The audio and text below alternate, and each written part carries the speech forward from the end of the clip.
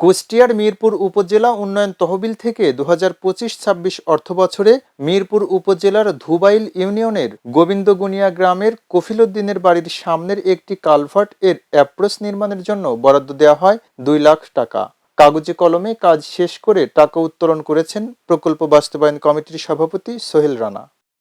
সরেজমিনে গিয়ে এলাকাবাসীর সাথে কথা বলে জানা যায়, উল্লেখিত স্থানে কোনো কালভার্টের অস্তিত্ব নাই। বিষয়টি নিয়ে নড়াচড়া হলে বিল ফাইলের কাগজে ইউনিয়নের নাম ওভাররাইটিং করে পরিবর্তন করে বাবুইপাড়া ইউনিয়ন লেখা হয়, কিন্তু ওই ইউনিয়নে খুঁজেও গোবিন্দগুনিয়া নামের কোনো গ্রামের অস্তিত্ব পাওয়া যায়নি। এমনকি এই প্রকল্পের প্রকল্প বাস্তবায়ন কমিটির সভাপতি সোহেল রানাও কাজের বিষয়ে জানেন না কোনো কিছু।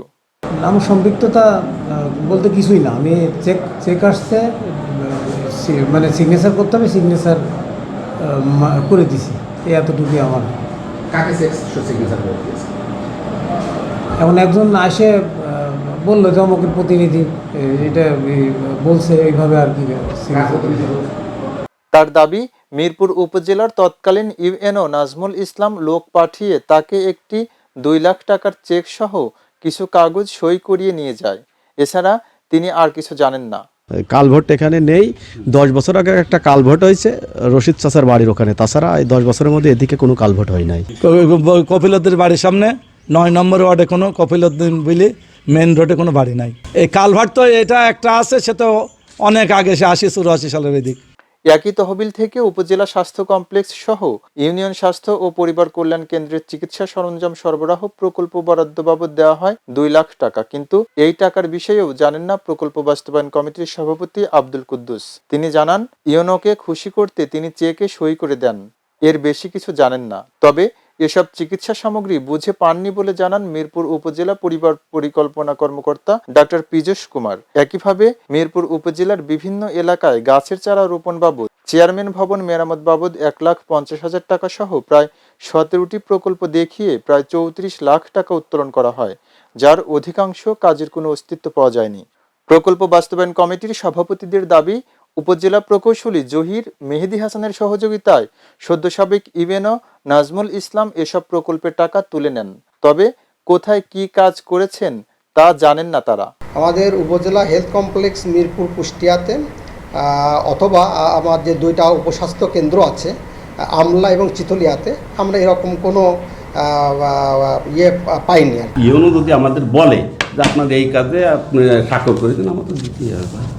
এখানে তো আমাদের, আপনি তাদেরকে ধরেন যে আপনি এই কাজ করেছে, তারা কি আমার কথা বলছে যে হ্যাঁ উনি টাকা উঠাইছে? এ কথা তো বলতেও পারবে না তারা। তার মানে আপনার এই যে কমিটি বা যে প্রকল্প সম্পর্কে আপনি কিছু জানেন না? আমি কিছুই জানি না, এটা তো বাস্তব। স্যার আমাকে ওই সময় ডাকছিল, ওই সময় ছিল নাজমুল সাহেব। তো ডাকার পরে আমি তার রুমে গেলাম, সালাম দিলাম। তা আমাকে বসতে বললো যে বসে। আমি বসলাম, তো বললো যে মেম্বার সাহেব আপনাকে এই যে বৃক্ষরোপণের একটা পিআইসি করতে চাচ্ছে, তা আপনি কী বলছেন? স্যার ঠিক আছে, সমস্যা নেই। তো আমি হলাম, আর হয়ে কাগজপাতিতে সইটাই করে 2 লক্ষ টাকার মনে হয় একটা চেক আমাকে দিল। আমি ওই চেকটা আমি সোনালী ব্যাংকে নিজেই যাই ওঠায় আমি এই টাকাটা নিয়ে আসলাম। নিয়ে আসার পরে স্যারকে জিজ্ঞেস করলাম, স্যার বলে টাকাটা রাজিবুলের হাতে, নাজমুল স্যার, ইউনো স্যার, রাজিবুলের হাতে দিয়ে যান। পরে অবশ্যই, কিন্তু আমরা ওনাদের কাছে কি জবাব চাইতে পারি? স্যার এটি কী করবেন না? আমরা একটা আশাই করি যে আমি স্যারের সুনজরে থাকলে হয়তো পরবর্তী একটা কাজ কাম আসলে স্যার হয়তো আমাকে দেবে। আমার একটা রাস্তা, আমার একটা মসজিদ থাকতে পারে, তাই না? আমার বাজারের রাস্তাঘাট ভেঙে যায়, স্যারেক নিয়ে আসি আমার নতুন বাজারে কাঁচামালের প্রতি একটা রাস্তার জন্য দরখাস্ত দিয়েছিলাম। স্যার এসে নিজে তদন্ত করে গেছে, কাজটা অবশ্যই এখনো হয়নি, সে আশ্বস্ত করে গেছিল হবে।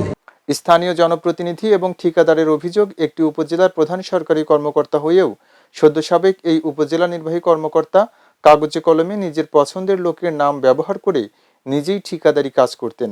আমি যেটা শুনেছি সেটা উনি বিভিন্ন জায়গায় প্রজেক্ট করে কাজ করাইছে, কে পিআইসি তা আমরা সন্ধান জানি না। উনি নিজেই তত্ত্বাবধান কাজ করাতো। যেমন আমি দেখেছি মিরপুর জিয়া সড়কে একটা কালভার্টের কাছে কালভার্ট এক সাইডে বর্ধিতকরণ করতে দেখেছি। তারপরে দেখেছি মিরপুর যে পৌর পার্ক নামে জায়গা অবস্থিত, এই জায়গায় একটা সানঘাট করতে দেখেছি। এছাড়াও অন্যান্য জায়গায় আমি শুনেছি যে উনি এইভাবে নিজেই কাজ করাতেন। মিরপুর উপজেলার প্রাক্তন ইউনো নাজমুল ইসলাম বিগত দিনে আমরা শুনেছি বিভিন্ন জায়গায় অনিয়ম পাওয়া গেছে, বিশেষ করে সাতিয়ান ইউনিয়নে গাছ বিতরণ এবং পুরাদয়া ইউনিয়নে চিকিৎসা সামগ্রী বিতরণ। পিআইসিরা নিজেরাও জানে না তারা কোন কাজের পিআইসি হয়েছিল, শুধু তাদেরকে ডেকে সই করে নিয়েছিল। বিভিন্ন অনিয়ম পাওয়া গেছে। এসব অভিযোগ অস্বীকার করেছেন অভিযুক্ত সদ্য সাবেক উপজেলা নির্বাহী কর্মকর্তা নাজমুল ইসলাম। আর উপজেলা প্রকৌশলীর দাবি, কাজ করা হয়েছে বিধায় বিল উত্তোলনের জন্য টাকা ছাড় করা হয়। তবে স্থানীয় সরকার বিভাগের উপপরিচালক ও জেলা প্রশাসকের মুখপাত্র আহমেদ মাহবুবুল ইসলাম জানান, এসব অনিয়মের প্রমাণ পাওয়া গেলে অভিযুক্তদের বিরুদ্ধে অবশ্যই ব্যবস্থা নেওয়া হবে। উন্নয়ন পরিকল্পনা প্রণয়নের পাশাপাশি সংশ্লিষ্ট প্রজেক্টে যে অর্থ বরাদ্দ দেওয়া হয় সেটি সঠিকভাবে সঠিক সময়ের মধ্যে ব্যয় করা, এটিও কিন্তু উন্নয়ন প্রকল্প বাস্তবায়নের অন্যতম পূর্ব শর্ত। তো এই ধরনের স্পেসিফিক অভিযোগ আমরা নিশ্চয়ই আইডেন্টিফাই করার চেষ্টা করব এটি, এবং আইডেন্টিফাই করব অবশ্যই। যদি সুনির্দিষ্ট অভিযোগ থাকে এবং এটি তদন্তে প্রমাণিত হয় তাহলে অবশ্যই হায়ার অথরিটিকে এটি আমরা অবহিত করব, তার বিরুদ্ধে যেন প্রশাসনিক ব্যবস্থা গ্রহণ করা হয়। প্রকল্প বাস্তবায়নের যে প্রকল্প যেই প্রসিডিউর অনুমোদন হয়, তো সেই ব্যক্তিরাই এই প্রকল্প বাস্তবায়ন করবে। সংশ্লিষ্ট যেটি বললেন যে পিআইসি কমিটির সদস্যরা প্রকল্প বাস্তবায়ন করেনি, তো এটি অবশ্যই পিআইসি বা মাধ্যমেই করা উচিত। কোনো ব্যক্তি সে নিজে নিজে করবে প্রকল্প বাস্তবায়ন, এটি কখনোই কাম্য নয়।